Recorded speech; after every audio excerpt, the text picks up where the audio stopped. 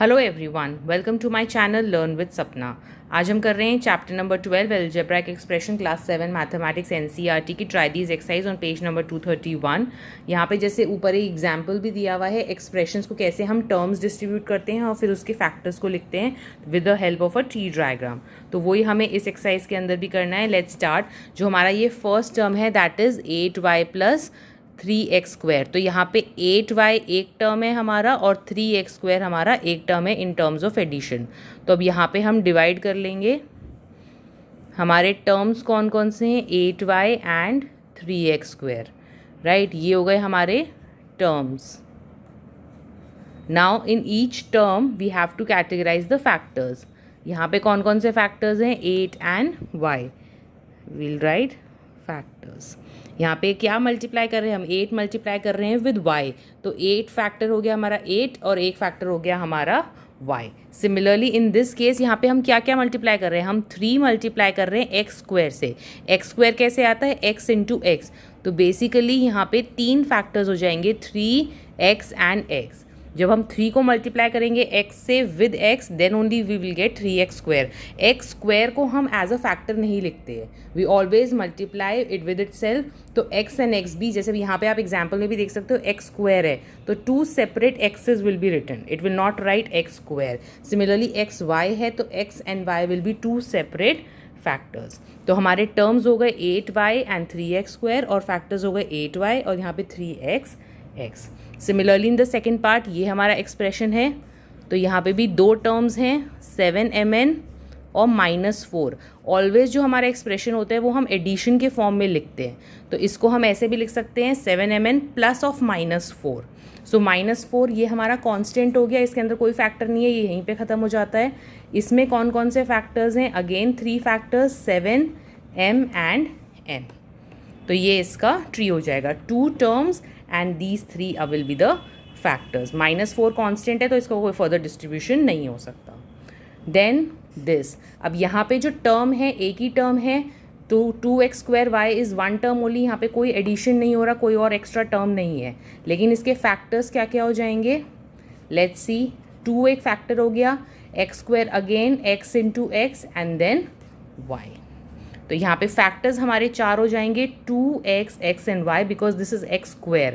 तो x² हमारा कैसे आएगा? x multiplied with x। तो ये 2 अलग अलग फैक्टर्स हो गए। Similarly 2x, x and y। यहाँ पे टर्म एक ही है, factors will be 4। Now similarly यहाँ पे जो सेकंड क्वेश्चन है that says right the expressions each having 4 terms. Now 4 terms हमारे कोई भी 4 टर्म्स रैंडम हो सकते हैं। Supposedly 8y plus 5x plus 3xy plus 10। यहाँ पे एक ये टर्म हो गया, एक ये टर्म हो गया, एक ये, and then constant is also 1 term. तो यहाँ पे क्या हो गए? 4 टर्म्स हो गए।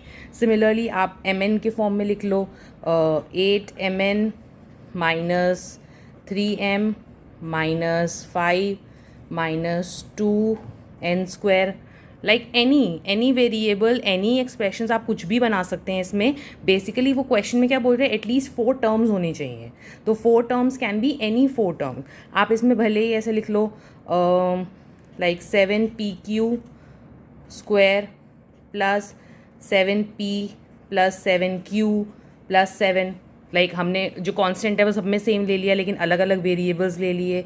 इसमें भी अगेन q² कर दिया, अगेन प्लस 7 और लिख दिया, मोर देन 4 एक्सप्रेशंस, 4 टर्म्स ले लिए। तो एटलीस्ट 4 टर्म्स होने चाहिए। एक्सप्रेशन आप कुछ भी बना सकते हो इसमें, random expressions can be there. Now coming on the try these exercise on page number 231 only second one in this case. ये 4 एक्सप्रेशंस दिए हुए हमें, उसमें हमें पूछा आइडेंटिफाई द कोएफिशिएंट्स। तो let's start with this one.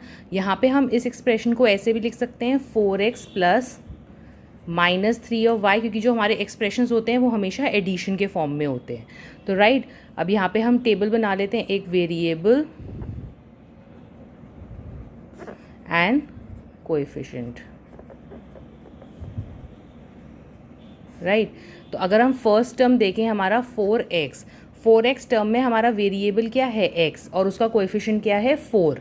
Similarly जो next term है हमारा -3y, इसके अंदर हमारा वेरिएबल क्या है? y और इसका कोएफिशिएंट क्या है? -3। We are multiplying -3 with y।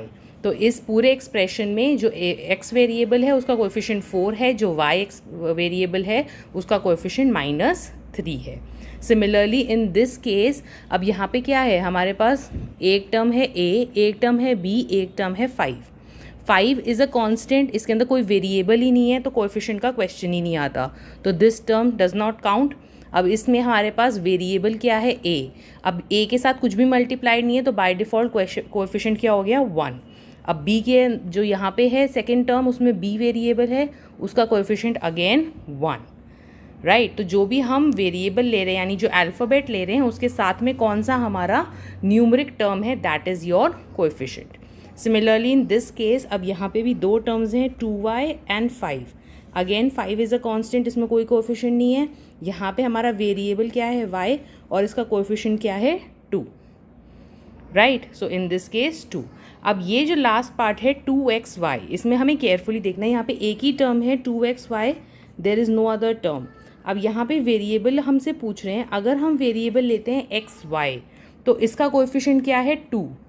अगर हम वेरिएबल कंसिडर कर रहे हैं x तो इसका कोएफिशिएंट क्या हो जाएगा, x हटा के हमारे पास क्या बचा 2y, तो 2y will be the coefficient for x। Similarly if we take the variable y, अगर हम y को यहाँ पे छोड़ देते तो हमारे पास क्या बचेगा 2x, तो y का कोएफिशिएंट क्या हो गया 2x। सो डिपेंडिंग ऑन हम किसी वेरिएबल कंसिडर कर रहे हैं हमें रिस्पेक्टिवली कोएफिशिएंट लिखना होगा। इस क्वेश्चन में हमें कोई स्पेसिफाइड नहीं है कि हमें x का कोएफिशिएंट बताना है या y का बताना है, तो हम जनरल केस ये वाला भी ले सकते हैं कि x y का कोएफिशिएंट इज़ 2। बट अगर आपको और स्पेसिफाइड कर रखा है तो x और y के केस में 2y and 2x will be the coefficients.